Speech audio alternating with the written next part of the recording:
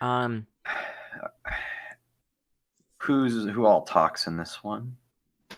we've Angus got and Taco, presumably. Angus, Taco, Magnus. I can take Angus, Taco, and Magnus if you want to, and you want to take Mr. McElroy, and then Yeah, I'll do Mr. McElroy.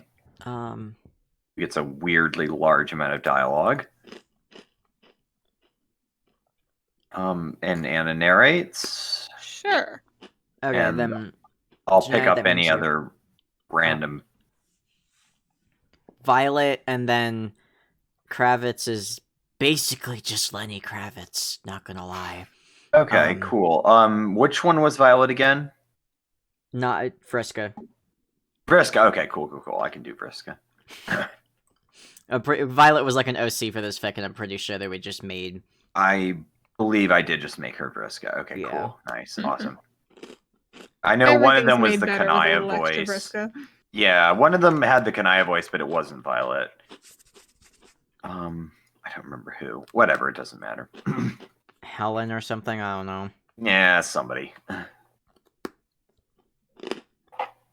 Alright. Alright, we ready? I'm yeah. ready. I think we already read the summary, because there was a new player enters the game.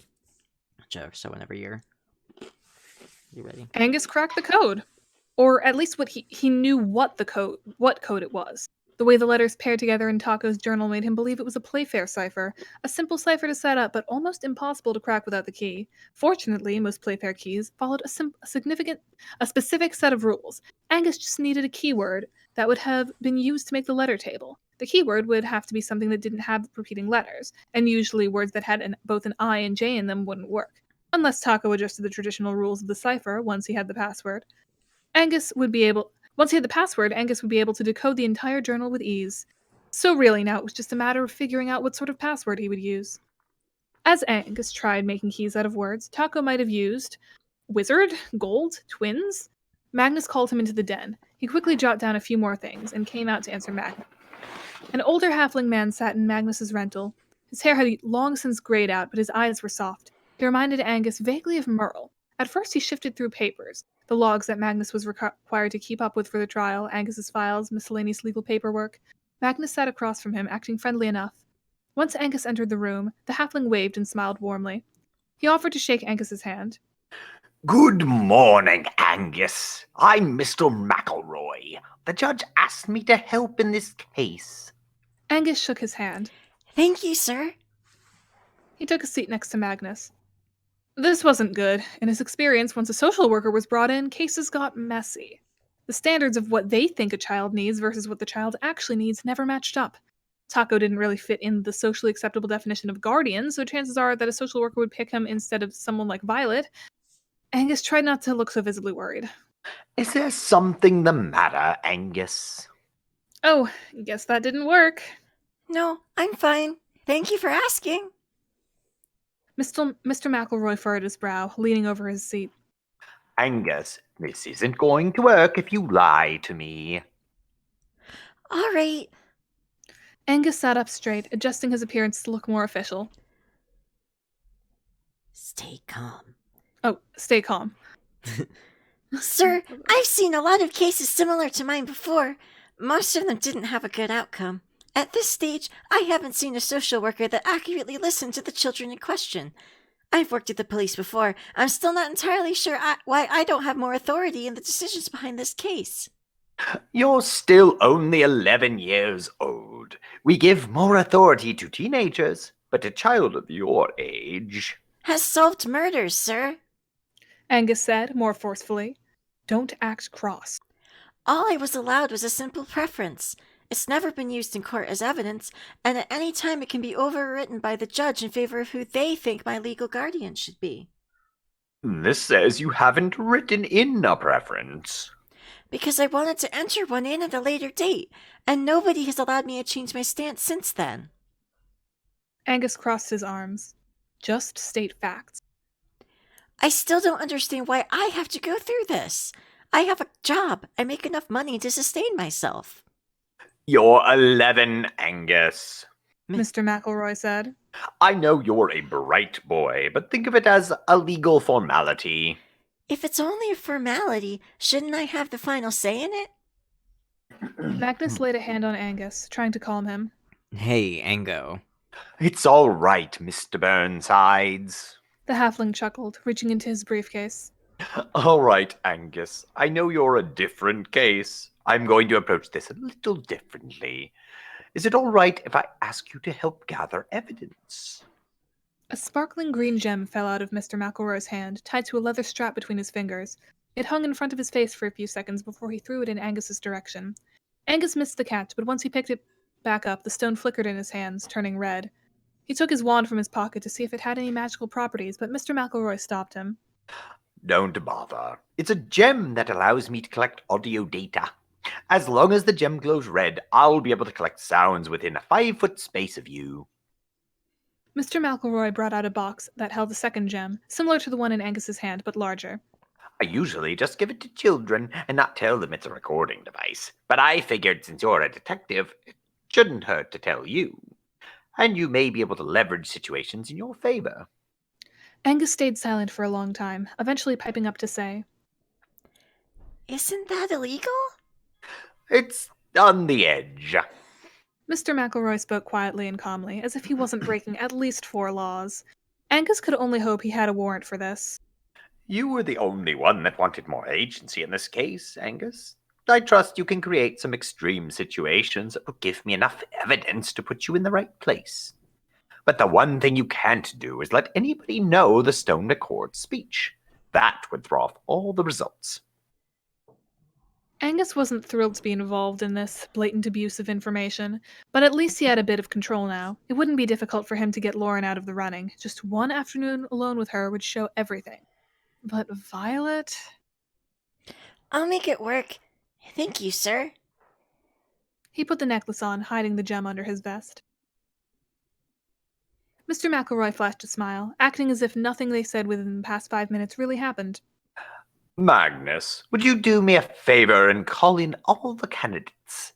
I would like to meet them in a neutral and public environment. A library or a park should do nicely. Violet was the first person to arrive at the park, 10 minutes early. She brought her husband. She was so friendly to Mr. McElroy and shot Magnus a too sweet smile. Immediately, she had her hands on Angus's shoulders, keeping him as close as possible. Violet was constantly fixing his tie or moving some of his curls under his hat or adjusting his glasses. Magnus refused to leave her alone when she was within 10 feet of Angus. Mr. McElroy sat near her, asking questions about her life in Angus. So, Mrs. McDonald, what do you do for a living? Oh, I'm a homemaker, that's all. My father left us a good-sized fortune, but my husband is a pediatrician. I think I fucked up. I think Lauren was the one who was Friska, and Violet was the Violet was like the rich one that was like creepy, but like in a way that was like. Oh, okay. Well, her voice is about to change dramatically then. And Lauren was the Vriska one. She was the Lauren one who was the Vriska. like, you're right. criminally negligent, and Violet was the one who was just like creepy in a way that only rich women that have power are. Oh yeah, no, I got her voice. We'll change it. All right, go ahead. Where was I? She pinched. Oh, she pinched Angus's cheek as if he was an infant. It's nice because it gives me so much time to spend with Angus. My children moved away already. It feels like an empty nest right now. How many children do you have? 3. We don't see them very often. At candle nights sometimes, but they're just so busy with work. Violet wiped some dust off Angus's vest as she spoke. Isn't it so typical of children to forget to call their mothers? Angus, you'll call me every day when you get older, won't you? Yes, ma'am. A smart boy, Violet said, barely giving him time to answer. Angus is such a genius. I'm sure it was from the sign language we taught him as a baby. Mr. McElroy raised an eyebrow. Do you still know sign language, Angus? No, I wasn't aware I ever learned it. Angus looked at his hands, grimacing a bit. He stopped once he felt Violet's gaze on him. I've been wanting to pick up a second language soon, though. That sounds like a great idea. How about Dwarvish? It would be so useful if you had to investigate a crime between dwarves. You know how exclusive they are towards humans. As if she's ever met a dwarf. Angus smiled, knowing just how to rattle her. I was actually thinking Elvish because a lot of the good spell books are... I'll call in for a dwarf tutor as soon as the trial is over. Don't you worry. Disappointing. She didn't even give him the time to finish. We talking about dwarves? You know Chipoy's fluent in Dwarvish. Rang a familiar voice. Taco appeared in a rift directly behind Violet and Angus, squeezing himself between them. Don't bother hiring a fancy tutor. I mean, Kid knows at least 3 dwarves. Marble would love to teach you a few things, I'm sure. Her name is Mavis, sir. Angus couldn't hold back a smile. Another head popped through the rift. That's Kravis. Who's this, Kravis? So sorry. We didn't want to be late. Oh yeah, I figured if you're trying to meet everyone, I should bring my man, right? He's going to be around Angus a lot, so it's only fair. Taco said as he stepped through the rift onto solid ground, bringing Kravitz with him. That cool? Of course, that's, Mr. McElroy tried to hide his fear by writing something on his clipboard. Your partner is deaf? That wasn't in the broadcast? Taco asked, but answered it before Mr. McElroy could. Well, actually, we didn't make it official until after the apocalypse, so I guess it wouldn't have been in there. My jurisdiction isn't in ordinary deaths, so that's not wholly accurate. I'm more of a bounty hunter. If you think he's an anomaly, wait until I start bringing my sister to these things. The Lich. Mr. McElroy asked, more afraid than ever. Right, so that part was in the broadcast. Good, I don't have to catch you up on that. Taco sat himself between Violet and Angus. Oh, but she won't be all ghosted out by then. Getting that corporeal body back real soon. She's not really as scary as you would think, sir. Angus said. I mean, once you get past the nauseating feeling of seeing someone that isn't physically there, she's really a very nice person. Violet tried to cut back in. I don't know how I feel about my nephew playing around liches and undead constructs. Please, I wouldn't let him near anyone genuinely dangerous, like an axe murderer or a child abuser. He leaned closer to Violet, scowling. And if either one got too close, I've got a whole arsenal of extremely painful spells. Magnus knows I turned him into a tube once. Let's not talk about that, Taco. Magnus said, shuddering. That's what you get for eating my rock, Maggie. Taco turned to address the social worker. So, anything we need to do here, or...? I wanted to meet everybody before starting my investigation. No tests here. Mr. McElroy said, and it wasn't a complete lie. This was really just a preliminary meeting. I had some activities planned for everyone, but Lauren McDonald hasn't arrived yet. She is always late. Violet said. Well, no worries. Just talk amongst yourselves until she decides to show up. And, well, it would be nice if he could gather some audio evidence during that time. Violet tried to get in to speak to Angus again, but Kravitz blocked her off. Were you able to figure out the rope trick, Angus? I can do it without much trouble now, but it's one of the higher level spells I know, and it still kind of wears me out to use it. Angus took out his wand from his pocket, smiling wide. Do you want to see it? Kravitz smiled back. Of course I do. Here, why don't you do it by the tree? Angus knew Taco cared about him. It showed through when they were alone, the magic lessons, the cautionary tale of Sizzle It Up, the way he seemed to deflate and come at him with a softer edge as long as nobody else was around. It showed through when he was teasing, the nicknames, the speech he gave to scare Angus from surpassing him, the fact that his teasing never crossed the line to attack Angus's skills or intellect. It showed in his pride of the boy, how he would holler when he mastered a spell, the stubborn use of my boy. it showed through the different ways. In different ways lately. How nervous he would be at the courthouse, the journal he had given him, the way he listened to Angus's problems, the way he shooed him away from the broken glass, even though he should have been complaining about the glass shards in his feet. It showed through in its purest form very rarely. I trust you implicitly, Angus.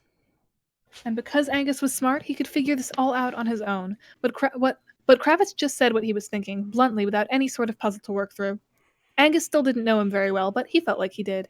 It was a nice change of pace. Hey, looking good. Taco pulled on the rope, looking skywards toward the rift. Nice and sturdy. You put a lot of work into this one. Thank you, sir. Angus beamed, letting the rope loose and catching it. Taco looked like he had something to say. Kravitz seemed to get the memo and left the area to go speak to Magnus. Oh, fuck. Who is that? I think it's Taco. How are you holding up, Angus? It was a question Taco had gotten in the habit of asking lately when he was sure nobody was listening. Very well, actually. Angus could swear he saw Taco's jaw relax after he answered. I know things got kind of got out of hand last trial. Taco brought out a small pastry box, handing it over to Angus. Don't eat them all at once. Angus opened the box. It was packed full, threatening to overflow, but inside were chocolate chip cookies. Sir, there are a lot of cookies in here. Angus remembered the offhand comment Taco made the first time he vented about his aunts, how he would use baking to think through a problem. Was Taco really that bothered over the stunt Davenport pulled earlier that week?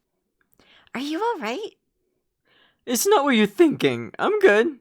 Just accidentally put double the sugar in the dough and had to double the rest of the recipe to match. Not like him to mess up that bad on measurement, but Angus knew better than to question much further. Well, thank you. I'm sure Magnus would want some too. But hide a good amount for yourself. Magnus is a fucking black hole. Both of them laughed. Neither of them found it particularly funny, but sometimes it's nice to get that nervous energy out. Angus had never seen him so nervous for so long. He really was trying. Angus decided it was time to put a few things in his favor.